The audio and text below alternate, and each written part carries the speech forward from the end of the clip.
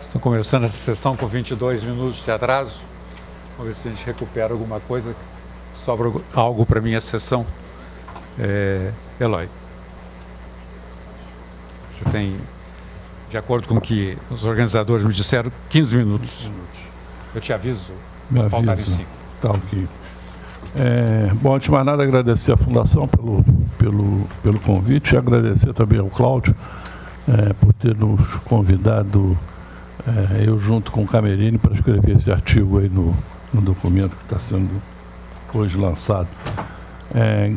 Gostaria também de registrar que a gente escreveu isso, acho que fazem 5 anos. Cadê o Cláudio? Então, hoje nós vamos tentar fazer uma atualização aqui e muita coisa tem acontecido nos últimos 10, 15 anos no setor de petróleo no Brasil. Também queria fazer uma ressalva, que eu acho que de todos aqui, o único que não é economista sou eu. Nem economista, nem na graduação, nem na pós. Então, o discurso vai ser um pouco diferente, a abordagem vai ser um pouco diferente, envolvendo mais a questão do negócio e a questão da tecnologia associada à atividade de petróleo no Brasil em particular. Antes de mais nada, nos últimos 15 anos aí, o que vem sendo a evolução das reservas provadas, que é um ponto fundamental para a gente perceber a perspectiva de escala, da mudança de escala no setor de óleo e gás no Brasil. Elas praticamente mais do que dobraram, e aqui eu acho que vale a pena uma ressalva, que isso são chamadas reservas provadas, que tem um conjunto de procedimentos de identificação das reservas muito grande.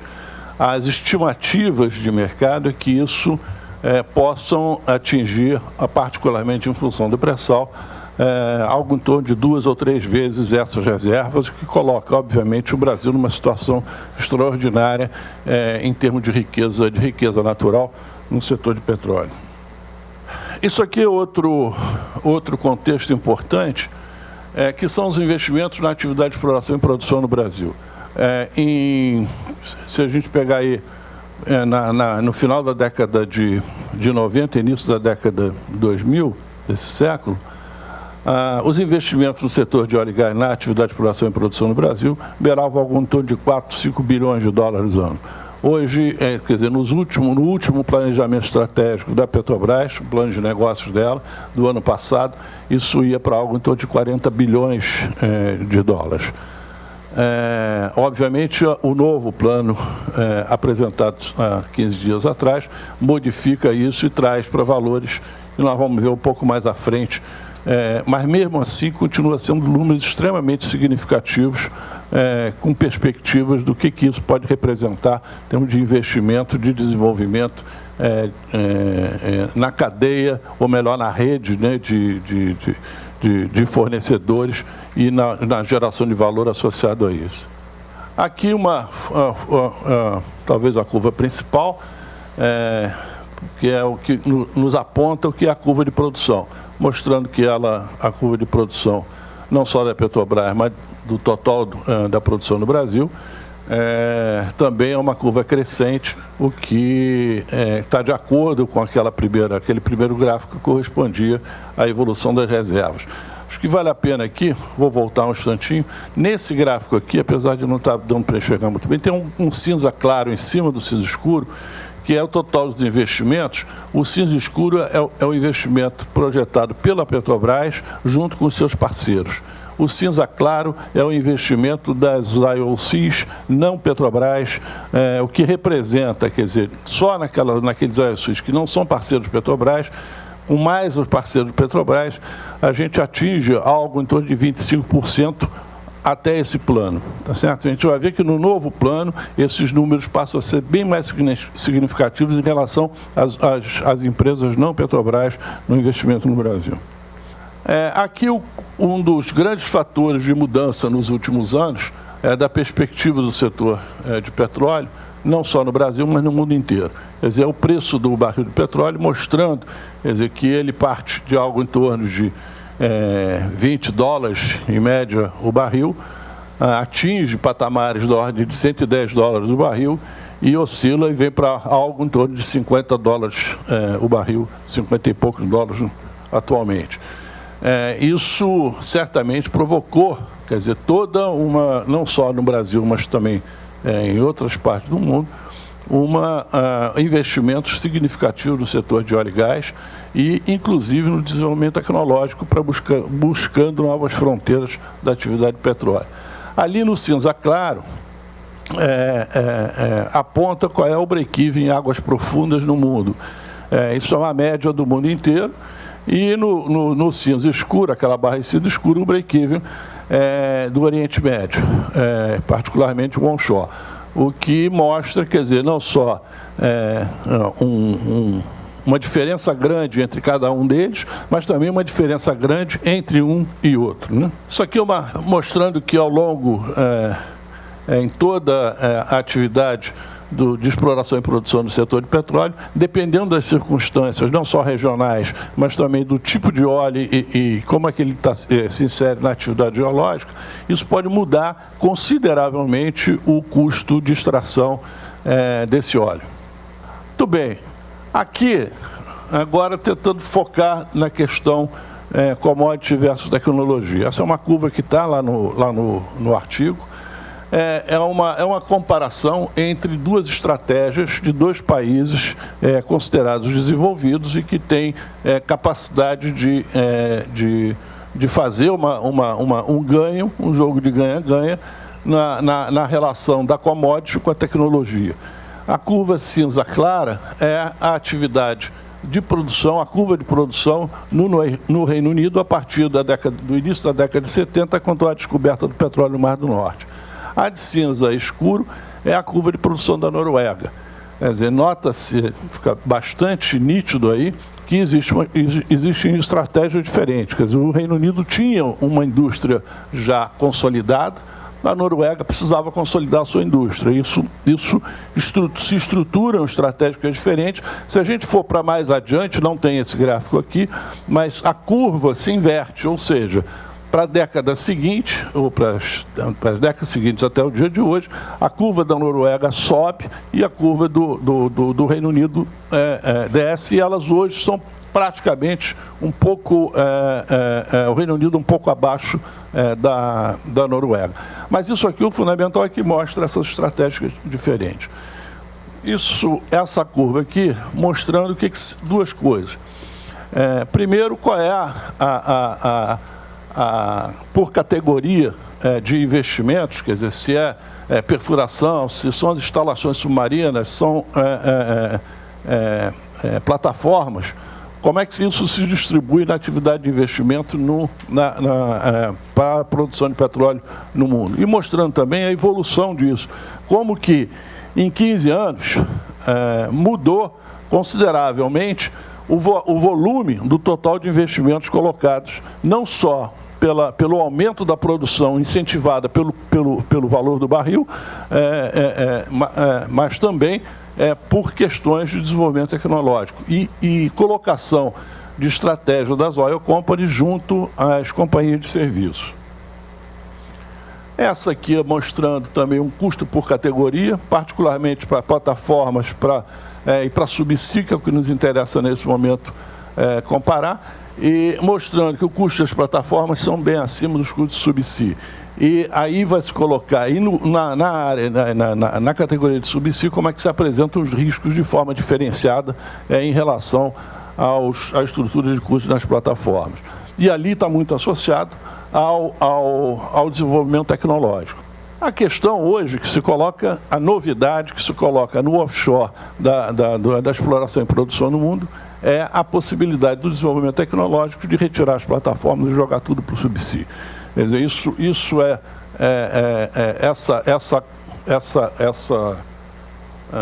esse gráfico e esse gráfico mostram, quer dizer, que isso, a tendência seria de buscar custos menores e mais alta eficiência na atividade e o resultado maior para a empresa, para a companhia de petróleo. Eloy. Estou chegando lá. 5, tá? Então, isso aqui são já perspectivas de subsídio. Para chamar a atenção, isso aqui é uma árvore de Natal típica, que são 10 mil componentes, um custo de 8 milhões. Quer dizer, isso significa tecnologia associada à atividade de produção, fora, quer dizer, do equipamento e do conhecimento que você está colocando na produção de petróleo. A perspectiva de subsídio leva necessariamente a ter uma atividade internacional. Então não tem como a gente ter desenvolvimento aqui tecnológico e ter empresas associadas à atividade de subsídio se não enxergar o mercado internacional. E o mercado internacional hoje do subsídio está aqui identificado em várias partes do mundo, e esse é um mercado novo que está se colocando para as companhias de interesse de fornecimento de equipamentos e serviços para a atividade de petróleo no mundo.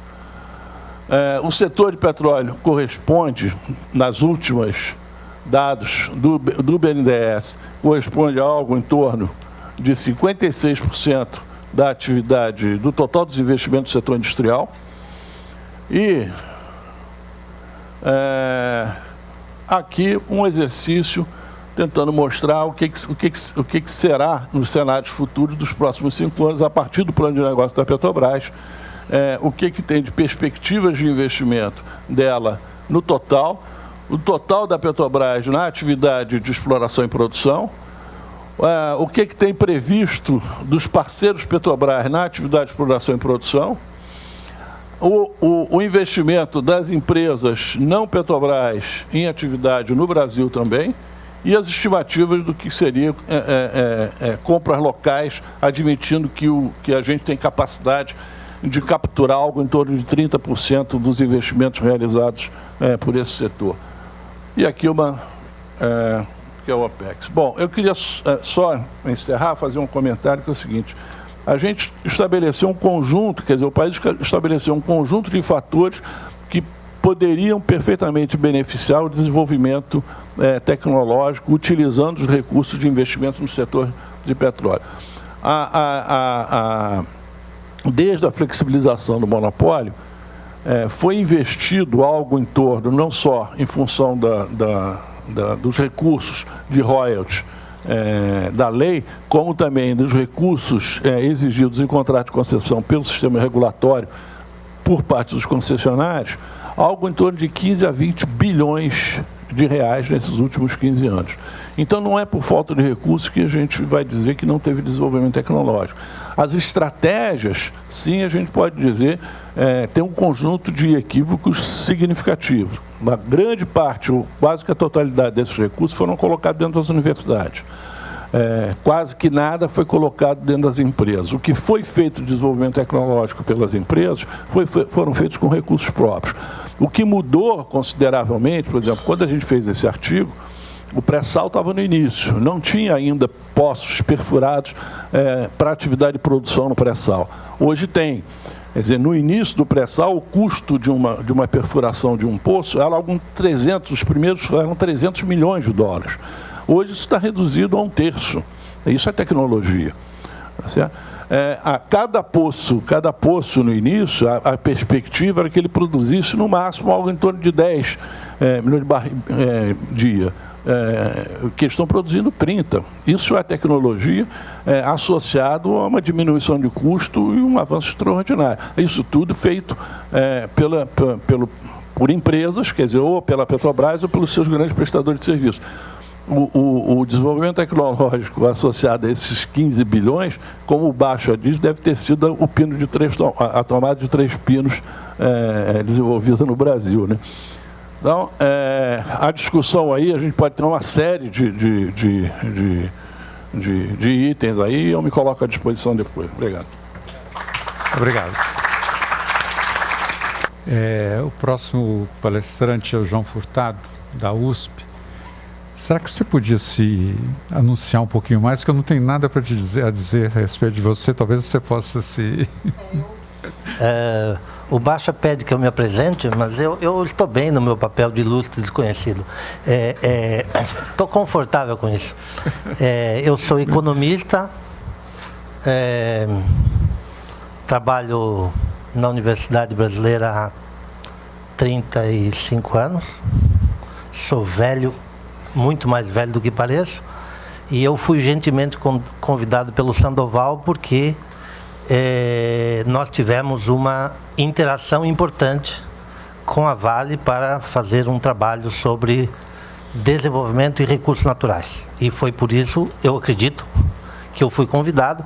Evidentemente, no processo do convite, pode haver tropeços e eu acabei parando na mesa errada, mas não tem nenhum problema. Eu espero que a gente se divirta bastante nos próximos 20 minutos. 15 minutos. Muito bem. Então, eu mudei inteiramente o que eu ia falar depois do que eu ouvi nas 3 sessões anteriores e, portanto, uma parte das ideias estará bastante desorganizada.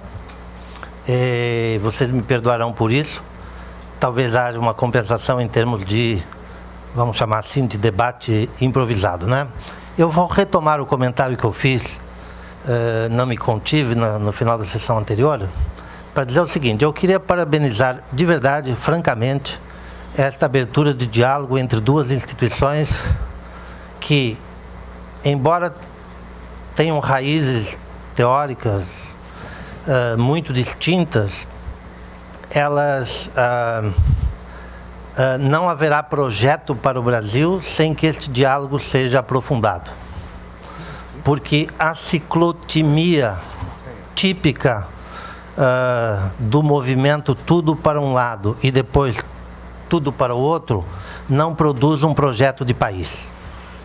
Então, eu louvo o debate estimulado pelo apoiador, que conseguiu juntar duas casas que raramente se conversam, né?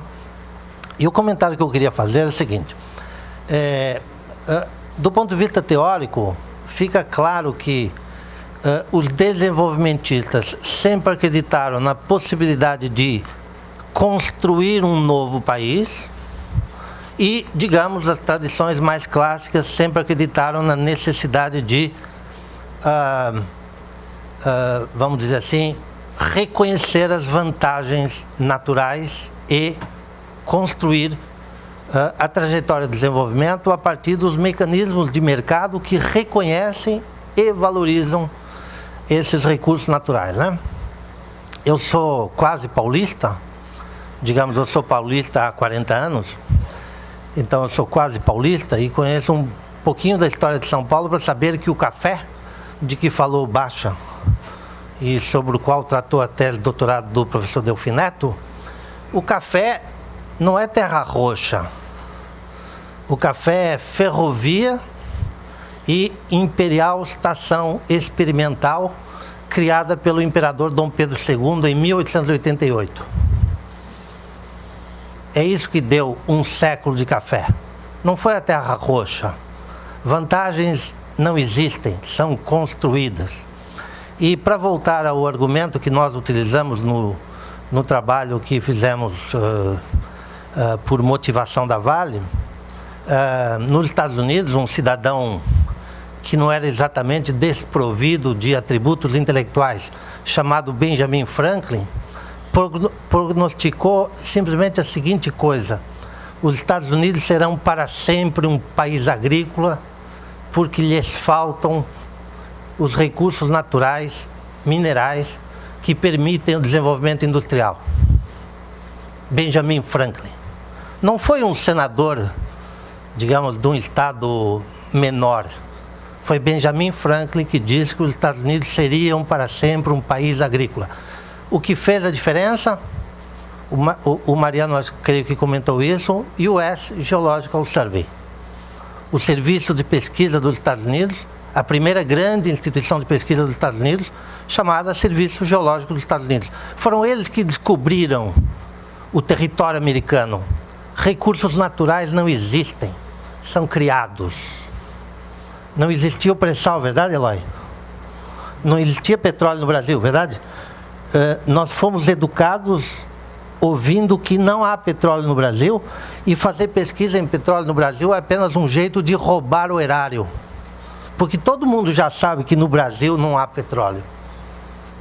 Quantos barris, Eloy? Por dia? Quantos estamos produzindo? 2 milhões. Num país que não tem petróleo. Veja que coisa interessante, não é verdade? Então, o meu principal argumento aqui é qual é a composição possível entre estas duas vertentes teóricas tão diferentes. É que o Mariano reconheceu naquilo que eu chamei uma concessão, não sei se ele gostou ou não gostou, mas enfim, não estou aqui para agradar o Mariano, nem estou aqui para dizer do nosso debate. Naquilo que eu chamei uma concessão importante do desenvolvimentismo mais duro, ele reconheceu a necessidade de voltar atrás. No Brasil, que quer tudo, e se o mundo tem, eu também quero ter, para construir eixos de desenvolvimento e especialização. E isso nos aproxima da tradição mais clássica. Se a tradição mais clássica for capaz de reconhecer que não foi a Terra Roxa, foi a ferrovia e o Instituto Agronômico de Campinas, que é o sucessor do instituto criado pelo Dom Pedro II. É isso que nos aproxima. Nos aproxima hoje a possibilidade de construirmos trajetórias de desenvolvimento que reconhecem algumas competências criadas junto com alguma dotação de recursos. Quem é que tem 200 milhões de hectares de pastagens degradadas que podem ser convertidas a uma agricultura moderna? Isso é um fator que existe. Embora o Cerrado, a gente lembra bem disso, o Cerrado é uma criação do Brasil, não existe outra agricultura tropical ou de cerrado igual à brasileira, e é por isso que, apesar do reconhecimento tardio do papel da Embrapa, é curioso que o reconhecimento vem tardiamente, quando o pacote tecnológico da Embrapa está fazendo água.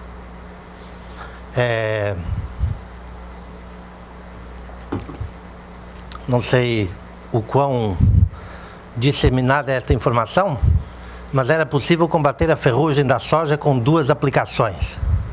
Hoje precisa de 8 aplicações. Os preços chineses ajudam a disfarçar o tamanho do problema, mas o bicudo é uma praga. A Helicoverpa não está funcionando e o pacote tecnológico criado para o hemisfério norte e para o clima temperado não está funcionando no Cerrado.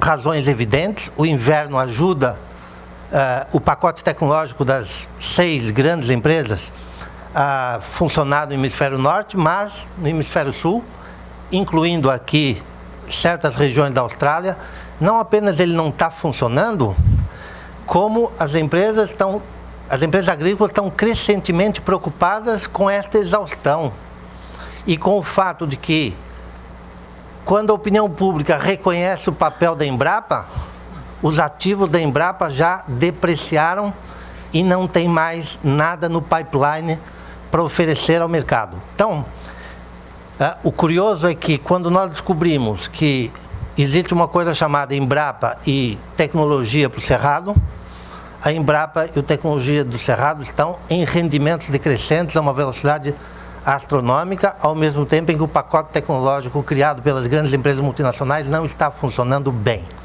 Tem 4 pragas no Cerrado que são efeitos devastadores, por enquanto disfarçados pelos preços chineses. Porque, como os preços ainda estão altos, é possível conviver com com a elevação dos custos e com a perda de produtividade dessas regiões, né? Então, tem aqui uma agenda que eu acho que foi o sentido da proposta que o Mariano tinha colocado, que é de pensar especializações, criando vantagens competitivas, novas, dinâmicas, de base tecnológica, por diversificação, que ele chamou de vertical e horizontal. Foi assim, aproximadamente, que o Mariano colocou o assunto. E este é um desafio que não pode ser de uma escola, tem que ser um desafio do Brasil. ou a gente diz, essa é uma agenda dos intervencionistas da Unicamp, e nós vamos voltar para a nossa agenda das vantagens que o país tem, esquecemos o Dom Pedro II e a ferrovia, e a gente acredita que o mercado sozinho vai resolver tudo. 5 minutos, João. Eu já falei 5 minutos, quer dizer que eu ainda tenho 15, muito obrigado demais. Foi isso, não? Não. Esse golpe já funcionou algumas vezes, mas evidentemente o Baixa, eu não conto com a complacência nem a benevolência dele, eu terei que me calar em 5 minutos. Então, o meu argumento principal aqui é que eu vi neste diálogo, eu vi nesta tentativa de diálogo, algo extremamente promissor que nos permite superar dicotomias e, digamos, ausência de debate, que é um dos responsáveis pelo fato de que o Brasil está na situação em que ele está. A falta de debate faz com que todos os projetos, desde a redemocratização, sejam projetos efêmeros, sejam projetos de curta duração. E a gente vai com tudo numa direção e depois vai com tudo na outra direção.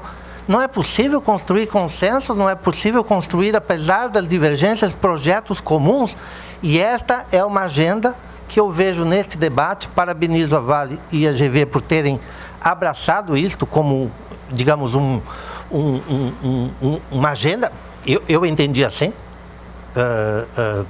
Eu vi um livro com pessoas de matizes teóricas diferentes, debatendo num espaço que tipicamente é, aspas, do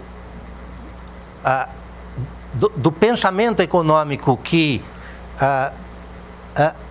crê pouco nos instrumentos política industrial e crê muito mais no livre mercado, e eu vi isso como uma tentativa de começarmos a conversar. Então,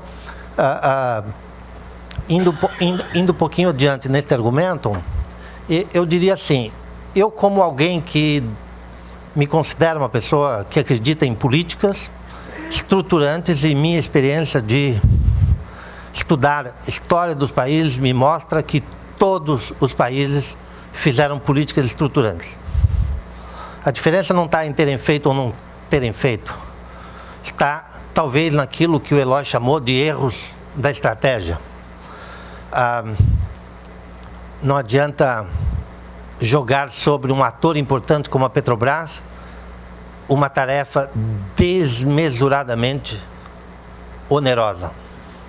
Não adianta pedir à Petrobras para carregar sozinha, aspas, o projeto de desenvolvimento do país e pagar uma conta que é humanamente, empresarialmente impossível de uma empresa pagar sozinha. Mas qual é o ponto de equilíbrio aqui? Até onde podemos ir? Ou devemos renunciar inteiramente ao papel desenvolvimentista de algumas grandes empresas? O Luiz Melo e a Vale me convidaram para conhecer o novo projeto de Carajás. E quando eu vi a apresentação do Mariano sobre o papel estruturante dos grandes projetos, eu me lembrei imediatamente do projeto da Vale. Vocês já foram ver? Não. Ninguém foi ver? Uma pessoa aqui. Então eu vou esnobar vocês todos. Quem não foi a Carajás não conhece o Brasil. Quem não foi ver o novo projeto da Vale não conhece o Brasil. Se você for em Carajás, você pode voltar, porque você só tem 1 minuto. O que eu quero dizer é o seguinte, há um papel estruturante a ser exercido não apenas pela grande empresa estatal, que historicamente é associada à tecnologia, mas também por algumas empresas privadas que têm o mesmo papel. E para tentar uma última composição, eu preciso de 2 minutos. Você me dá, não? Está marcado. Ok. É assim, todo mundo sabe que a grande empresa, aspas, considerada de tecnologia, que fabrica um produto tecnológico no Brasil, chama-se Embraer. É unânime, certo? A Petrobras faz tecnologia, mas produz uma commodity. Eu discordo disso, mas vamos em frente. A Vale produz uma commodity. A Embraer produz um produto de tecnologia. A Embraer é uma empresa de 40 anos, pelo menos pela data de fundação. Mas a Embraer começou em 1928, quando 6 malucos se perguntaram como podemos manter coeso um país de 8 milhões de quilômetros quadrados. E desta pergunta nasceu, em 1934, o primeiro Congresso Brasileiro de Aeronáutica. E depois deste congresso, nasceram 2 partidos que concorrem no Brasil até hoje. O do partido do Dá-me 2, manda logo, eu quero ter. E o partido que fez uma escola, e da escola fez os engenheiros, e dos engenheiros fez uma fábrica que deu muito errado até o dia que foi privatizada. Isso é para os desenvolvimentistas não ficarem achando que eu estou... Enfim, uma no cravo, outra na ferradura. A questão é, a mais tecnológica das empresas brasileiras é um produto de um enorme esforço de longo prazo que a sociedade brasileira fez e que tem, digamos, 50 anos, 45 anos de esforço público concentrado e 20 anos de gestão privada bastante eficiente com, digamos, uma golden share pública que permite evitar alguns perigos. Então, é este tipo, vamos dizer, de equilíbrio que eu gostaria que a agenda aberta aqui permitisse construir. Muito obrigado, Baixo. O João gosta, parece que ele adora esse termo desenvolvimentista e gosta de contrastar concessões, como o Ariano fez, contrastar com clássicos que ele chama. Na realidade, o que existe é good economics e bad economics.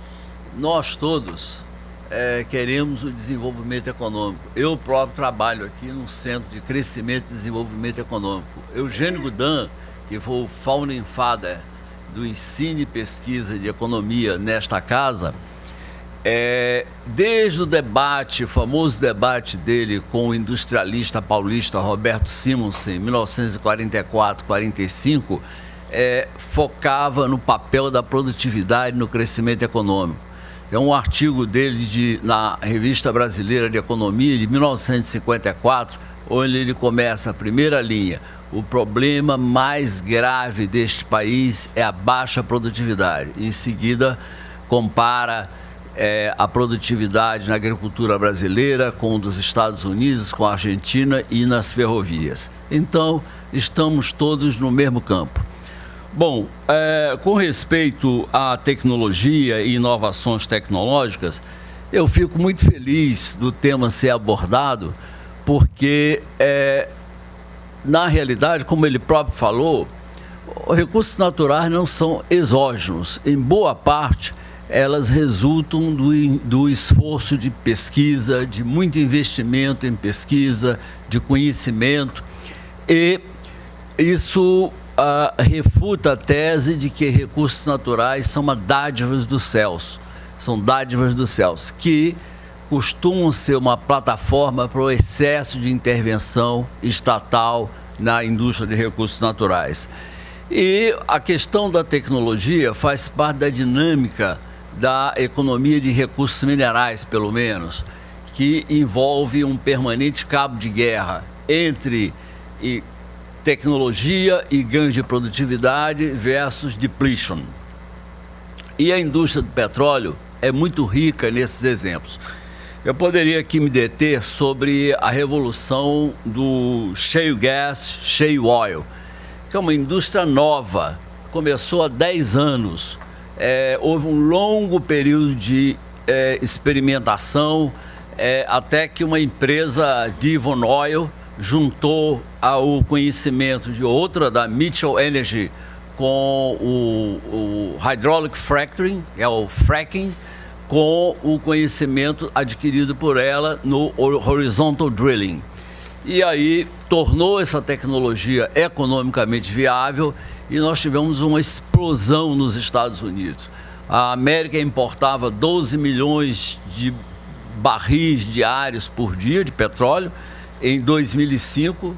No ano passado, a importação caiu pela metade. No ano passado, o aumento de produção de petróleo nos Estados Unidos foi de 1,5 milhão de barris dia. Foi um recorde histórico, só comparável a marcas conseguidas pela Arábia Saudita lá nos anos 70.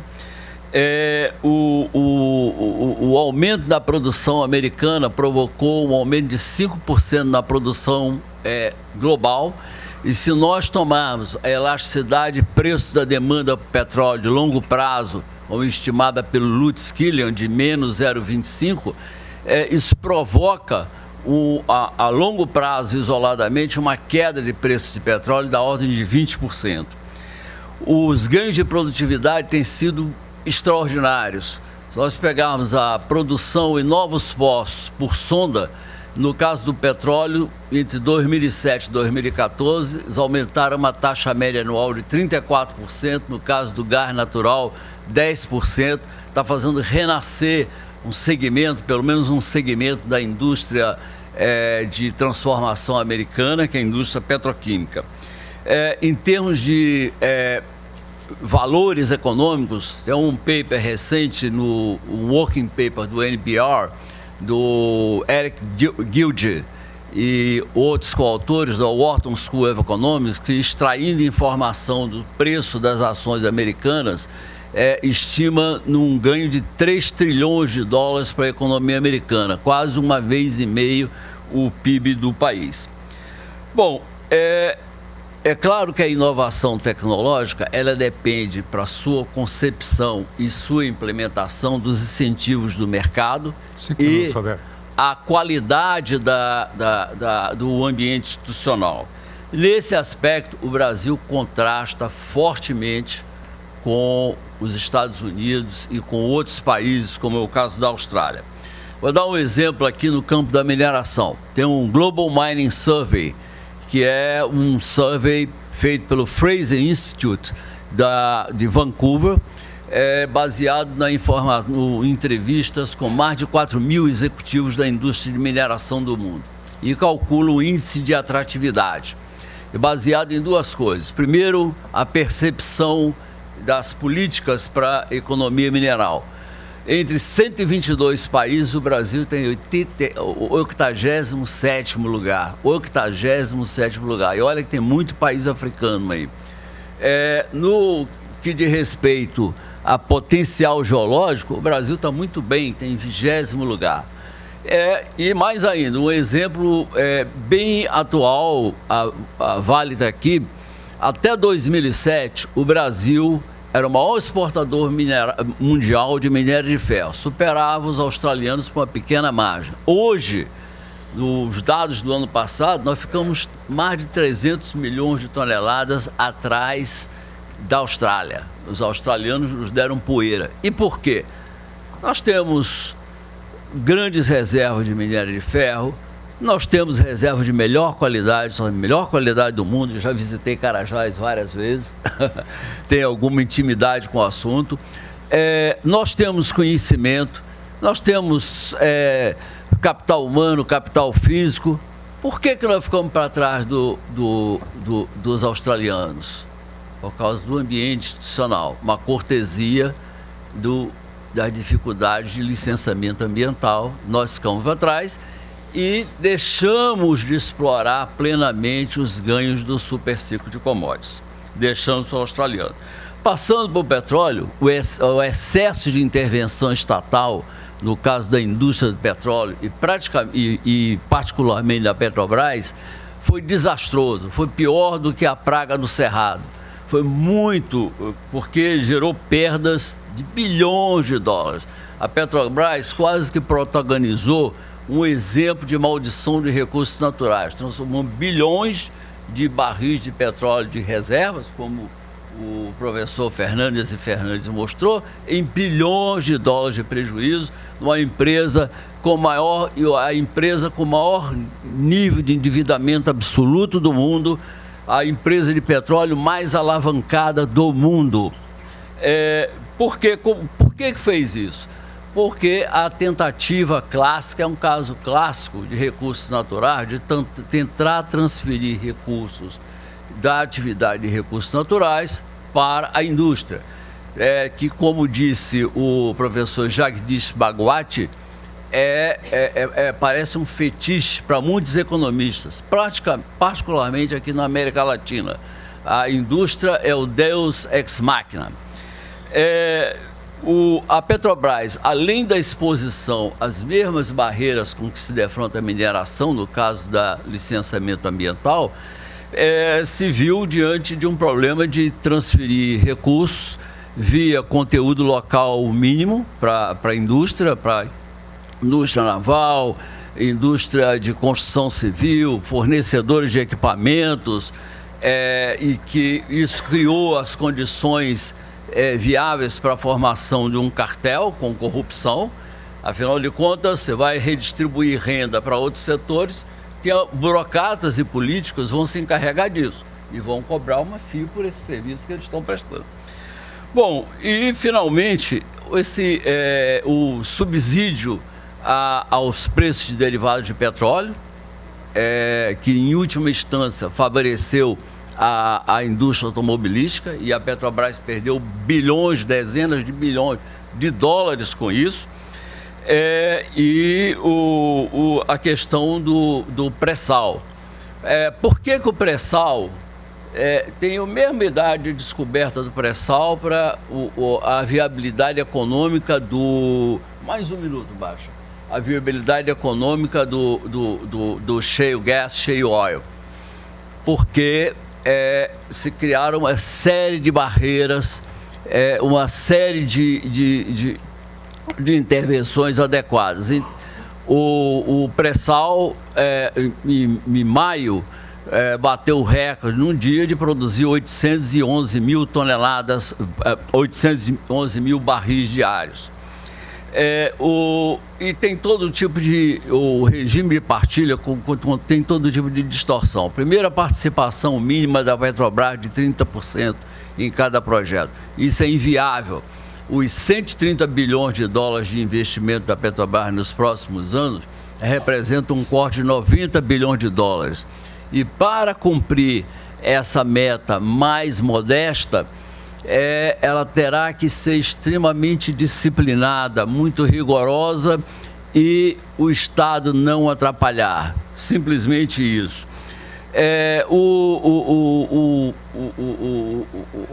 O regime de partilha é danoso aos interesses da Petrobras e do Brasil.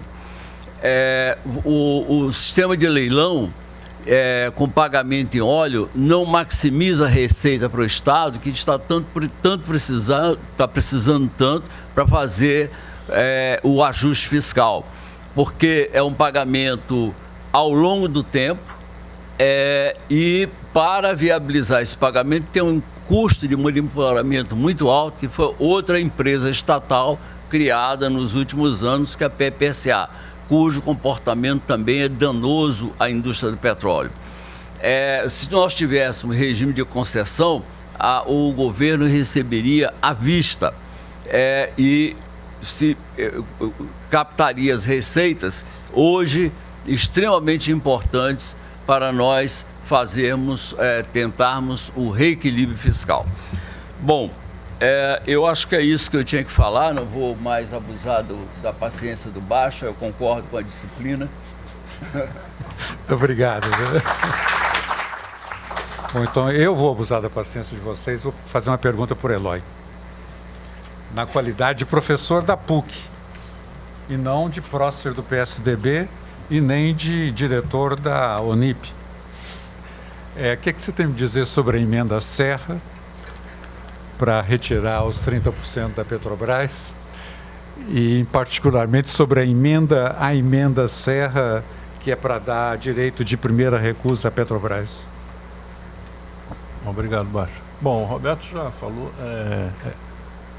Não, o Roberto eu sei que ele acha. Não tem. No nosso ponto de vista, a gente sempre defendeu que a mudança do modelo regulatório, sair da concessão para o projeto de partilha, seria um atraso em relação ao processo em curso que a gente tinha. Então, isso aí, em primeiro lugar, não tinha nenhuma necessidade, nós ficamos 5 anos sem leilões, e não tinha a menor necessidade de fazer uma mudança dessa natureza. Quer dizer, os recursos que o Estado pode se apropriar com o modelo de concessão existente são os mesmos que vai se apropriar com a partilha, e a partilha tem um problema adicional, que são os custos que se colocam pelo fato de ter mais uma empresa aí associada ao processo. Com relação à Petrobras ser operadora única e ter participação de 30% no mínimo, também nos parece um outro equívoco, tendo em vista que a Petrobras não tem condições mais de assumir novos projetos, e aí isso está demonstrado. Com relação à sua última pergunta, que é a introdução da possibilidade, dentro da proposta do Serra, da inclusão da Petrobras ser consultada se ela tem interesse ou não tem interesse, não deixa como está, porque isso não vai... A consequência é que não vai mudar em absolutamente nada a situação atual. Então, introduzir um item dessa natureza, que a Petrobras poder fazer a sua escolha, eu acho que a gente não enxerga que isso possa dar solução ao problema. Bom, nós temos 2 minutos para as perguntas aí. Não vão usar os 2 minutos? Mariano, você não quer comentar um pouco que o João disse, não, a respeito em 1 minuto? Eu acho que a ideia de encontrar um caminho realista e pragmático para administrar a tensão entre a especialização e a diversificação é uma ideia sensata, né? Na verdade, João, eu não sei se o objetivo inicial do seminário era produzir esse encontro entre 2 tradições acadêmicas. Eu acho que era um objetivo bem mais modesto, era dar primeiro uma oportunidade de discutir o tema que já tinha sido objeto de um seminário 2 anos atrás em São Paulo, né, numa outra conjuntura, né? E em segundo lugar, acho que tinha a ver com a preocupação, o interesse da Vale, né, aí se talvez mais próximo do que você disse, né, de trazer para uma nova discussão uma questão sobre rumos do desenvolvimento em geral, e não somente do plano de commodities. De qualquer maneira, o diálogo é sempre bem-vindo, né? Eu acho que se a gente fizer um debate ideológico, né, que será muito interessante, ficaremos no plano acadêmico. Um debate mais sobre a realidade que enfrentamos pode ser mais produtivo. João, você tem 1 minuto para concluir.